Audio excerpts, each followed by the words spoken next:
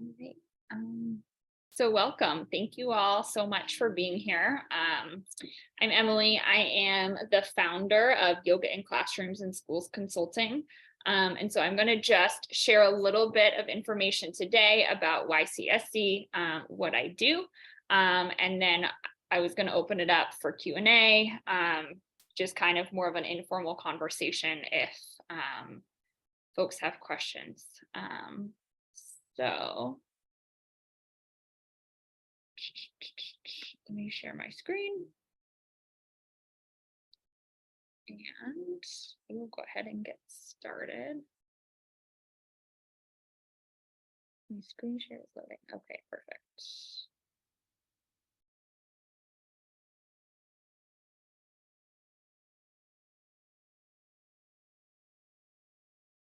Great.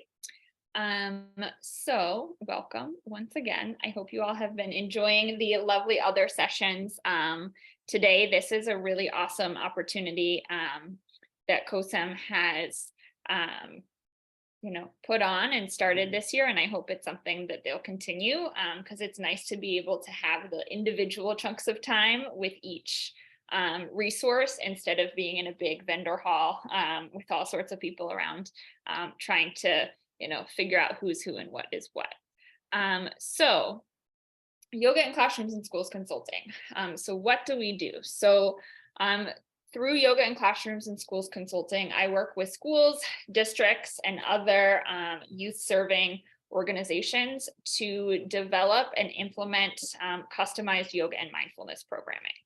And so the goal is to really work with schools and organizations to create programming that is tailor-made, right? So if a school, for example, is really into arts and arts integration, right? We will co-create a program that uses yoga and mindfulness to help enhance those, art skills and the other goals that the school has. The idea of this is to really make sure that programming that we're offering is intentional, impactful, and long-term and sustainable. And that oftentimes means, right, aligning it with existing initiatives, existing values, existing goals of the school. Part of the model is also providing training, coaching, and professional development support to schools. And I'll talk a little bit in a second about the year-long model that I have, but that is a more comprehensive model than just a one-time professional development. It involves doing professional development sessions throughout the year. It also involves working with educators in the school who are implementing yoga and mindfulness in their classroom and doing observations, providing feedback, working through some of those real-time things that might come up and problem solving and troubleshooting from there. And then the last thing is working with schools and districts and organizations on their long-term planning and cross-curricular integration, as I mentioned, of yoga and mindfulness programming, right? So working to make yoga and mindfulness something that's not just an add-on, but is part of the organization, part of the school culture, and helping schools think about, okay, I might have this program now, but how can I make this, something that's not just our first graders have, but how can we then begin to scale this to go through all of elementary school and have it be a multi-year program. So the primary model is year-long consulting. So I offer schools and districts and organizations year-long packages of 10, 25, 50, or 100 hours. And in that, we really co-create and kind of figure out how we best want to use that time. A lot of it is spent in program development, developing a yoga and mindfulness curriculum, training teachers, staff members. If it's a school or an organization that already has yoga and mindfulness, it might be a school saying, hey, can you evaluate what we're already doing and help us make it better, help us improve it. And then supporting administrators and teachers in all aspects of program design, development, and implementation, especially if, right, it's a school that's not local to me, you know, maybe developing the program and then helping them find a teacher who's local to them to implement the yoga and mindfulness in their area. I also do offer a la carte services, so professional development sessions. So I do a lot of teacher and school-based staff yoga and self-care sessions that are more meant to help teachers sort of refill their own cup, and then offer professional development around many different things, including strategies for incorporating yoga and mindfulness into academic content, strategies for fostering a culture of mindfulness in classrooms and in schools, yoga, mindfulness, and SEL, and all of the ways that they intersect, and more. So a lot of times schools, might not be ready for a full year-long package, so they might choose to do professional development sessions only, and so that's an option as well. So I'd like to think that YCSC is different in the idea that we work with schools to create school-specific programming instead of coming in with a preset plug-and-play model, which is great, and there are schools that do want that option. But what I found right in my role in my school is that there wasn't a curriculum that existed that made sense for my urban middle school students. And so I had to develop one, right? And that has allowed yoga and mindfulness to really become a part of our school culture and become something that is not just done in my classroom, but is done outside of my classroom. And it's something that our students, for the most part, are really bought into. And so bringing that model, bringing that mindset to other schools.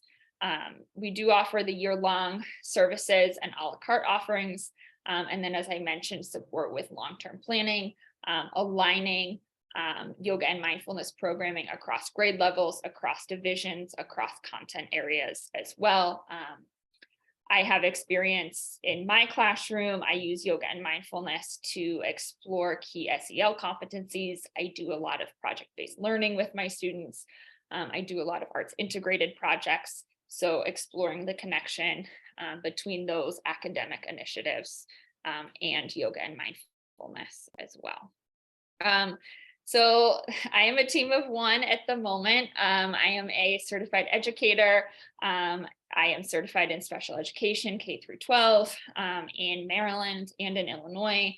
I have an endorsement in physical education. I taught my first 3 years, I taught on the west side and the south side of Chicago. And then I was really burned out, and I wanted to teach something that I was passionate about, but also something that I felt my students could benefit from. And when I taught special ed, I actually ended up doing a lot of yoga and mindfulness with my students to get all of us through the lessons, through the days. And so I saw this need, like, why is this not in more schools? Obviously, this was now 11 years ago, so it's grown a lot since then. But I knew that I wanted to do that full time, right? I didn't want it to be something that kids opted into. I didn't want it to be something that families had to pay for. I wanted it to be something that all students in a school had access to. So 8 years ago, I moved back to Baltimore, where I'm from, and I started my role. And so I actually teach yoga and mindfulness as a daily enrichment class at a charter school here in Baltimore. So all of our 6th graders have me every day all year. And then our 7th and 8th graders have me every day for a semester. And it's through that I have developed a 3-year curriculum and have begun working more supporting schools and districts. And I'm actually going full time on the business at the end of the school year, which is really exciting as well, so that I can serve more schools and really give them the time and attention that they deserve. So I just wanted to give folks an opportunity to learn more. If you are a district administrator, if you are thinking, hey, this is something that I want to bring into my building, into my school, into my classroom, you can use the QR code to book a free 20-minute consult call. I'll also throw the link in the chat. And then I also just, if you want to connect, you can book time on my schedule to connect as well. And I just wanted to share as well my email, our website, the monthly newsletter goes out once a month, I promise. It is not, I'm not going to be spamming your inbox, but it's more just about events where you can find us, things that we're offering, all of that.